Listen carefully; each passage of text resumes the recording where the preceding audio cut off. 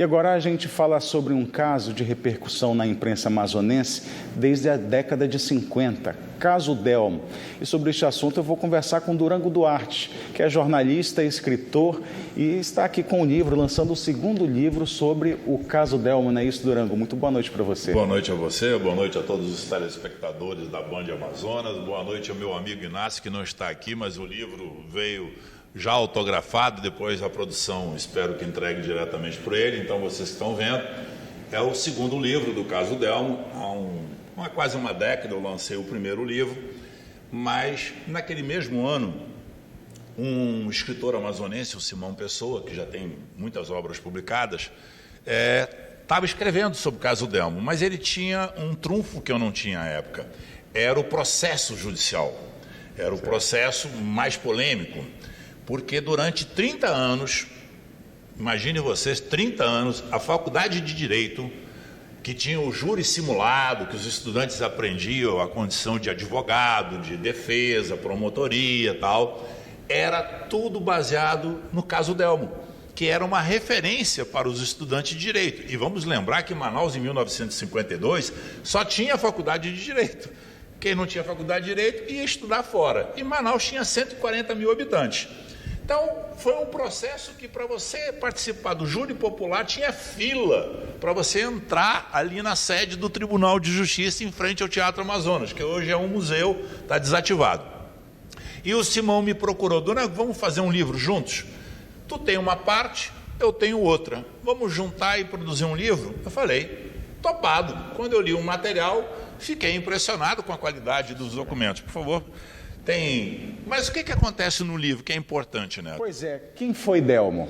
Delmo Pereira. Delmo, na realidade, era um jovem de 18 anos, filho de, vamos chamar de classe média hoje. O pai dele era dono de uma serraria, morava quase do lado da Faculdade de Direito, ali na Miranda Correia.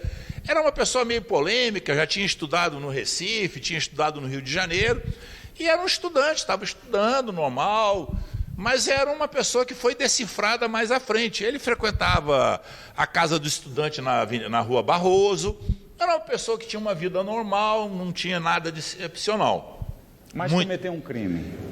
Não só um crime. Depois de alguns anos, descobriu que ele já tinha cometido outros crimes. Mas qual é a polêmica do caso? Você que está em casa, tenta imaginar Manaus há 72 anos. Uma cidade sem luzes. Uma cidade com toda dificuldade de infraestrutura.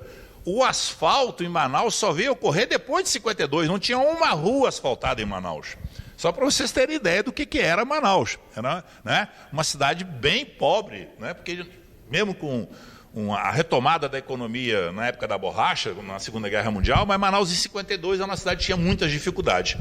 Muito bem, o Delmo, para manter a vida da boemia, da vida mundana dele, resolveu, com dois colegas, assaltar a serraria do próprio pai e pegam um táxi. O pai, dono de serraria, era bem de vida. Chegou à noite, tinha dinheiro, vamos lá, deve ter dinheiro guardado. Ele conhecia o vigia, amigo do vigia, mas pega um táxi numa garagem. Garagem é a expressão usada em Manaus, no Brasil inteiro, para onde era o ponto de táxi. Então, Manaus tinha basicamente dois grandes pontos de táxi. E os taxistas, os choferes. Exatamente, exatamente. E Manaus só tinha 1000 telefones, 1000 números, com 4 dígitos. Então, as pessoas ligavam, o cara passava de na rua tal e levava para outra rua, porque era tudo muito perto. E todo mundo se conhecia. Por exemplo, o próprio Batará, que foi um dono de um jornal aqui, recentemente faleceu, lamentavelmente, ele era taxista também, quer dizer, todo mundo era taxista, né? Assim, tinha vários taxistas em Manaus e tal. Muito bem, o Delmo vai com dois parceiros e vai à serraria e chega na portaria, bate, o vigia reconhece, olha, eu vim pegar um documento aqui que meu pai pediu tal, e o vigia deixou, é o filho do cara, estava com mais 2 pessoas. Aí entraram na sala lá da serraria, acharam um revólver, né, e dinheiro quase nada.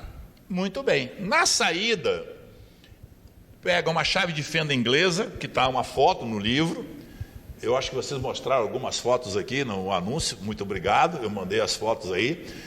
Isso aí é uma foto que vocês estão vendo agora, é ele tomando uma injeção de pentatalco, que era o soro da verdade, mas não funcionava para nada. Isso pra... E nesse dia, logo depois desse dia, ele morreu nesse mesmo dia. Muito bem, voltando. Aí o que é que acontece? Eles dão uma pancada muito violenta, o vigia desmaia, abre sangue na cabeça, ele fica totalmente paralisado, e aí eles acham que tinham matado o vigia. E aí, uma conspiração de segundos, agora nós vamos ter que matar o taxista, porque ele é testemunha da morte do vigia e ele vai nos denunciar. Aí eles, com o revólver, matam o taxista, jogam numa cerca de arame farpado o corpo, não sabiam dirigir, pegam o carro do taxista numa ribanceira, né, tudo no barro, capotam o carro, deixam o carro todo de lado e sai a pé em direção à cidade de Manaus. Eu estou tentando, não vou contar o livro todo, agora eu vou parar. Resumo, o Delmo confessa o crime, mas cada dia ele vai trocando a versão, de manhã ele dá um depoimento, à tarde dá outro depoimento, e fica uma confusão, e a cidade empolvorosa. E aí os taxistas resolvem, através de um enfermeiro de uma clínica... Mexeu com uma classe, né, a partir disso. E mexeu com a cidade. O rádio em Manaus tinha recém... a família da difusora, que é uma co-irmã, vamos dizer aqui, tinha inaugurado em 48, né, a primeira rádio de Manaus. Então tenta imaginar que Manaus estava explodindo. E os veículos dos Asher Pinto? Do Asher Pinto, do jornal, o jornal, tinham 2 jornais, tinha a Crítica, tinha vários jornais funcionando naquele período. Eu vou te ajudar a resumir, tá. Mas está tudo aqui no livro, pessoal. Depois os choferes se revoltam contra o Delmo, ele é tirado de dentro da cadeia. Não, tirado dentro da ambulância, em frente ao colégio estadual, vão em direção ao São Jorge, onde é mais ou menos o circo militar, e lá uma atrocidade, inúmeras facadas, linchado, e depois vai ter todo um julgamento, meses de julgamento, e o caso se desdobra e vai se desdobrando, e a maior manifestação que houve da história estudantil, o advogado que veio de fora foi contratado pelos estudantes, e a maior missa da história de Manaus foi com ele, mas depois descobriram que ele, na realidade, não era um anjo que tinha sido assassinado pelos taxistas. E esse caso foi parar no The New York Times. Foi parar em vários locais, a revista Cruzeiro veio para cá, deu destaque para o Brasil inteiro, Rio e São Paulo noticiaram o caso. E para quem quiser saber mais da história, Caso Delmo, lançamento essa semana. Quinta-feira, hoje é segunda, certo. Então boa noite, né? Então daqui 3 dias, quinta-feira, lá no Mirante Lúcia Almeida, às 19 horas, uma noite de autógrafo.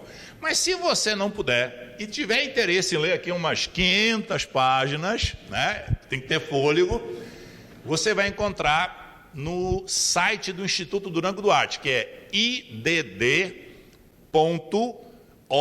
de organização, org.com. E lá você vai poder comprar e, se é aqui de Manaus, 3 dias depois chega na sua casa pelo correio.